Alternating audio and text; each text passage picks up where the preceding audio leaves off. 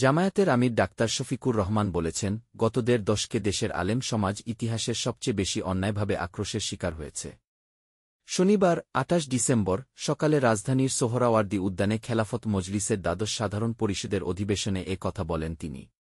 এ সময় তিনি বলেন, সামনের বাংলাদেশ চলবে ২৪-এর মুক্তিযুদ্ধে অংশ নেয়া তরুণদের আকাঙ্ক্ষা অনুযায়ী। নতুন বাংলাদেশে ফ্যাসিবাদ বিরোধী সকল রাজনৈতিক দল থাকবে ঐক্যবদ্ধ। রাজধানীর সোহরাওয়ার্দী উদ্যানে খেলাফত মজলিসের সাধারণ পরিষদের দ্বাদশ অধিবেশনে অংশ নেন বিএনপি, জামায়াত, এবি পার্টি, ইসলামী আন্দোলনসহ অন্যান্য দলের নেতাকর্মীরা। এদিন সকাল ৯টার মধ্যেই অধিবেশনস্থলে সারা দেশ থেকে আগত কয়েক হাজার খেলাফত মজলিস ও অন্যান্য দলের প্রতিনিধিরা সমবেত হন। অধিবেশন উদ্বোধন করেন খেলাফত মজলিসের উপদেষ্টা ও সাবেক আমির অধ্যক্ষ মাওলানা মোহাম্মদ ইসহাক। সভাপতিত্ব করেন খেলাফত মজলিসের মুহতারাম আমির মাওলানা আব্দুল বাচিত আজাদ। সবচেয়ে বেশি আক্রোশ মিটিয়েছে উলামায়ে কেরামের